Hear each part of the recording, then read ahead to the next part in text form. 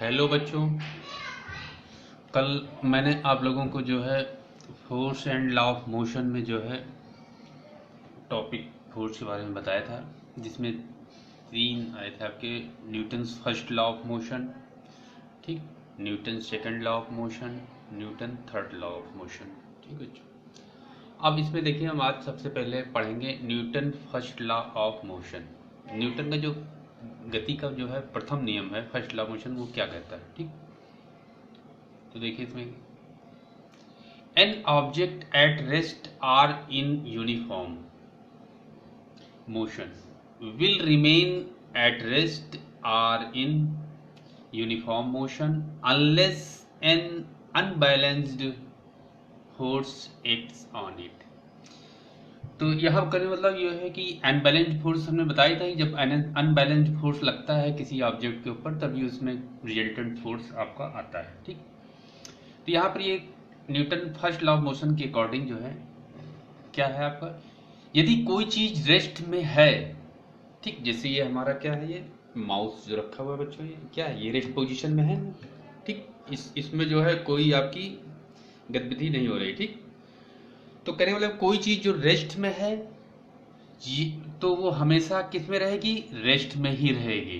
ठीक, अब ये आपका माउस क्या है, रेस्ट में, तो रेस्ट में ही पड़ा रहेगा। ठीक, और कोई चीज आपकी जो मोशन में है, चल रही है, ठीक, तो जैसे आपकी मोटरसाइकिल है, बाइक है, ठीक, ये सब क्या जो चल रही है, मोशन में है, तो वो मोशन में ही रहेंगी जब तक कि इन पे कोई एक्सटर्नल फोर्स ना लगाया जाए। ठीक, जैसे ये माउस है हमारा, ये रेस्ट में ही है। अब अगर इसमें हमने कोई एक्सटर्नल फोर्स लगा दिया तो ये क्या हो गया, अपना मोशन इसमें होने लगा। ठीक, अब गाड़ी चल रही है, आपकी मोटरसाइकिल चल रही है, ठीक, आपने क्या किया, ब्रेक अप्लाई किया, फ्रिक्शन फोर्स लगा, धीरे धीरे क्या हुआ, रुक गई भाई। ठीक, तो कहने वाला हमारा Newton first law of motion क्या कहता है कि अगर कोई वस्तु जो है रेस्ट में है तो रेस्ट में ही रहेगी, मोशन में है तो मोशन में ही रहेगी, जब तक उस पर कोई एक्सटर्नल फोर्स ना लगाया जाए। ठीक बच्चों, अब आप कहेंगे कि अगर हम ब्रेक ना लगाएं तो भी मोटरसाइकिल रुक जानी चाहिए। ठीक, तो ठीक है, सही कह रहे हैं आप। अगर गाड़ी जो है, मोटरसाइकिल सड़क पे चल रही है, आप ब्रेक नहीं लगाते हैं, ठीक, तो धीरे धीरे क्या होगी, अगर आप एक्सीलेटर नहीं ले रहे हैं, ठीक, तो क्या होगा, या आप ऐसे बॉल ले लीजिए, बॉल सड़क पे ऐसे फेंक दीजिए, तो कुछ थोड़ी दूर चलने के बाद क्या होता है, अपने आप वो रुक जाती है लुढ़कते लुढ़कते। अब आप कहिए हमने तो इसको रोका नहीं, फिर क्यों रुक गई है, तो रुक गई क्योंकि बॉल और आपका जो सरफेस था जिस पे लुढ़क रही थी उसके बीच में ये एक फोर्स लगा, जिसको लोग क्या कहते हैं, फ्रिक्शन। ठीक, घर्षण बल कहते हैं, जिसकी वजह से बॉल वो रुक गई। अगर फ्रिक्शन फोर्स जो आपका अगर जीरो होता वहां पर, तो बॉल कभी रुकती ही ना।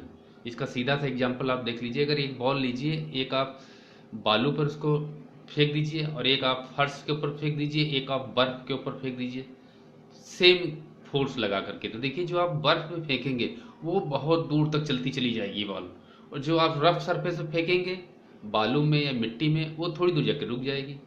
ठीक, तो मतलब कि आपने फोर्स बॉल पे तीनों जगह पर आपने समान दिया है, इक्वल दिया है ना, लेकिन क्या यहाँ पर फ्रिक्शन फोर्स कार्य कर रहा है। जो बल जो आपका वो था, आइस थी, बर्फ जो थी, वहां पर फ्रिक्शन फोर्स बर्फ और उसके बॉल के बीच में बिल्कुल लगभग नेग्जिबल था, बहुत कम था। ठीक, तो बॉल दूर से चली गई है ना, ये चीज है। इसको हम नेक्स्ट उसमें कैसे करेंगे, देखिए एक और इसकी डेफिनेशन बनती है, the natural tendency of objects, ठीक, to resist a change in their state of rest or of uniform motion is called inertia।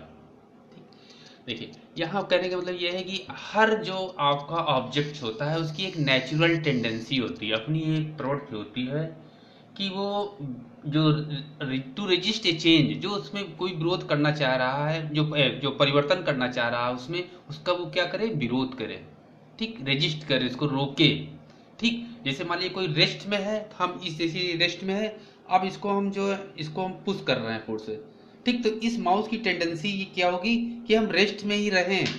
ठीक, तो ये जो टेंडेंसी है, जैसे कोई चीज आपकी मोशन में है तो उसकी टेंडेंसी क्या रहती है, वो मोशन में ही रहे। ठीक, तो ये जो टेंडेंसी होती है अपना पोजीशन या स्टेट जो है चेंज होने की को रजिस्ट करने की, यही हमारी क्या कहलाती है, इनर्शिया, जड़त्व कहते हैं इसको ना। ये टू टाइप्स होता है, एक मोशन का इनर्शिया होता है, एक रेस्ट का इनर्शिया होता है। ठीक, जैसे आपने देखा होगा ना, आपने अनुभव किया होगा, फीलिंग किया होगा, आप बस पे चलते हैं, ठीक, बस चली जा रही है आपकी 40 50 60 की स्पीड से, आप सीट पे बैठे हुए हैं।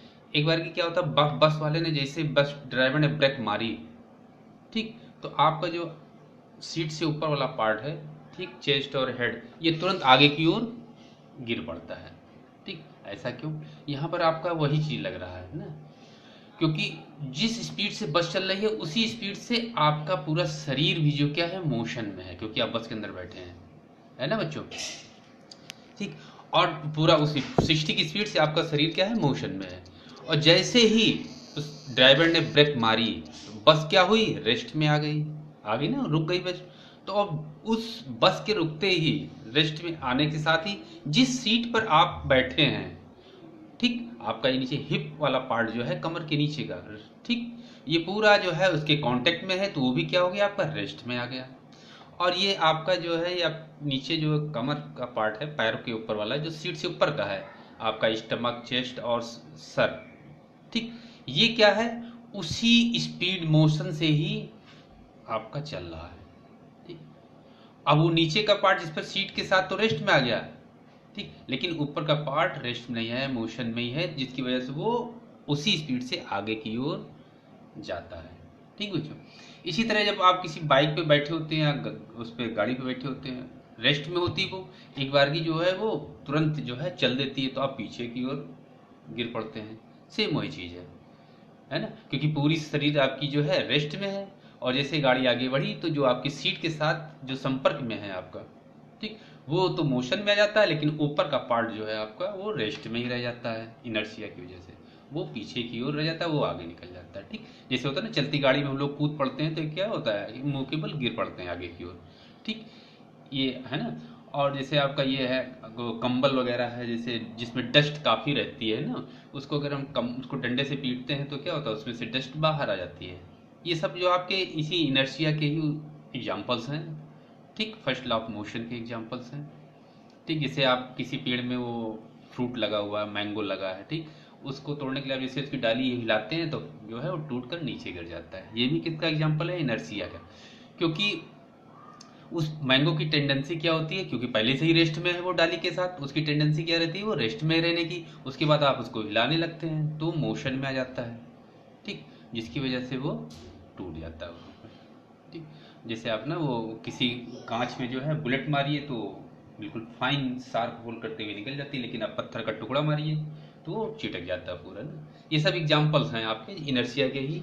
इनको मैं आपको दूंगा भी इस वीडियो के बाद में जो है, व्हाट्सएप में काफ़ी एग्जाम्पल दूंगा, उनको आप कॉपी में नोट करिएगा और उनको थोड़ा सा पढ़िएगा, तो थोड़ा सा आपको ये समझ में आएगा। ओके बच्चों।